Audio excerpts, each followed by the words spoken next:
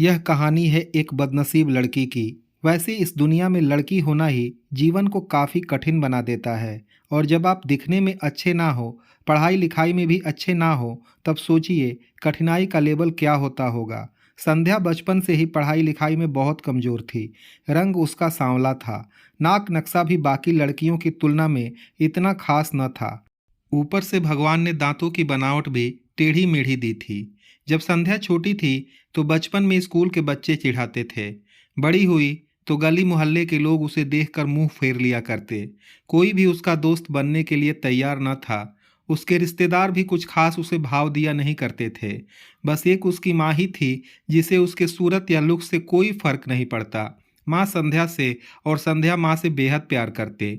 दुनिया भर की आलोचनाओं को सहने की शक्ति थी माँ संध्या के लिए। जब कोई उसे डफर बोल देता या जब कोई उसे बदसूरत बोल देता, तब संध्या को शादी के लिए देखने आए लोग उसे बिना पसंद किए ही लौट जाते। यहाँ तक कि जब खुद के पापा ही उसे मनहूस बोल देते, तब माँ ही तो थी जो उसे समझाती कि लोगों के बोलने से क्या होता है, तू तो मेरी प्यारी बेटी है। भगवान के लिए इतने सारे अन्यायों के बावजूद संध्या जीना सीख गई थी। वह खुश रहना सीख गई थी। जो भी गिने चुने लोग उससे बातें करते, उन्हें चुटकुले सुना सुना कर हंसाया करती और खुद भी ठहाके लगाकर हंसा करती।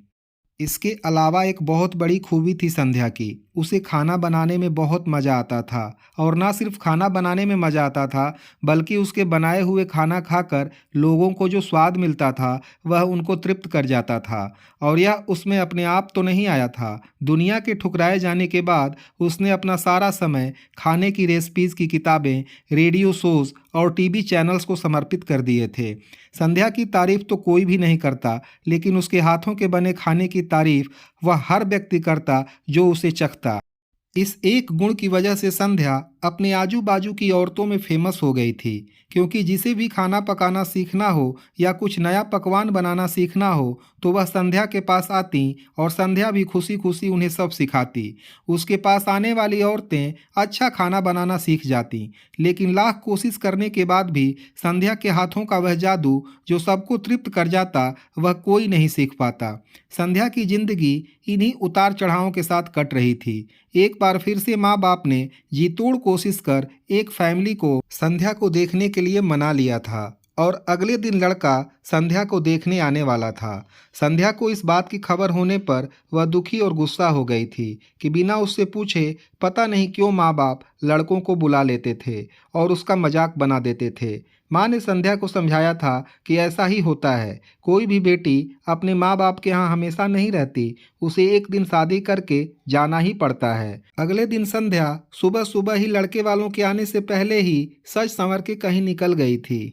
उस दिन लड़के वाले घर आकर माँ बाप को बहुत ही खरी खोटी सुना कर गए थे।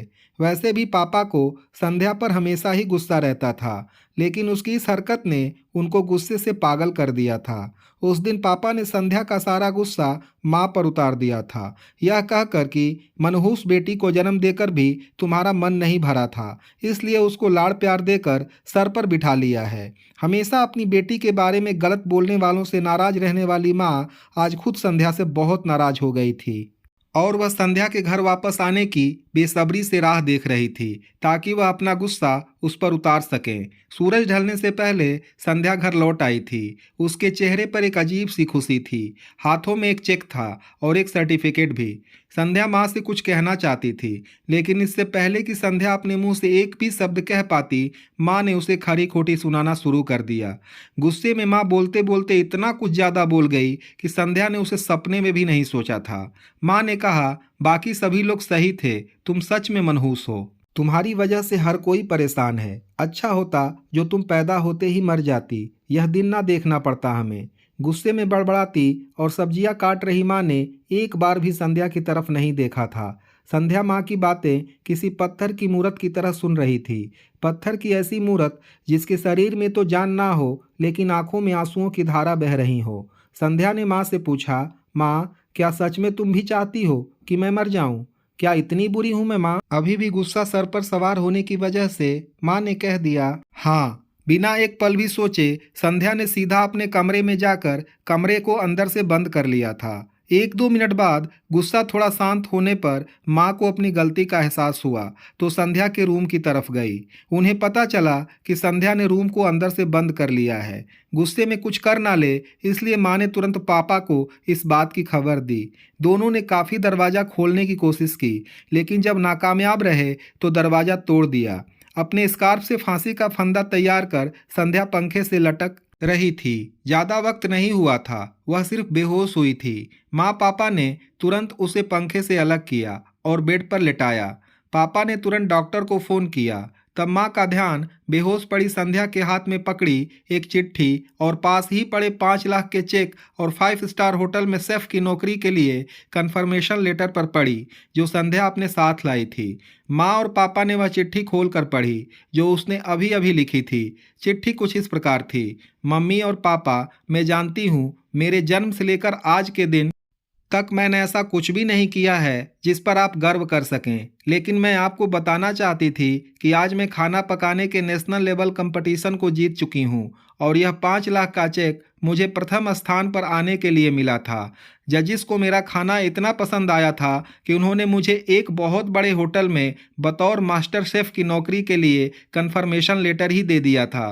पूरी दुनिया मेरे खिलाफ है, मुझे इस बात का कभी भी फर्क पड़ा ही नहीं था और ना ही बाबूजी की कड़वी बातें मैंने अपने दिल पर ली थी, क्योंकि मैं जानती थी बाहर से सख्त दिखते मेरे बाबूजी अंदर से तो मुझे प्यार ही करते थे।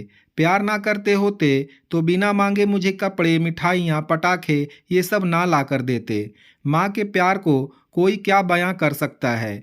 मेरी माँ मेरे लिए मेरी सारी दुनिया थी। जब माँ मेरे साथ होती तो मुझे किसी बात की कोई परवाह ना होती थी। मेरी माँ मेरी थी इसलिए मुझे किसी और की ज़रूरत ना थी।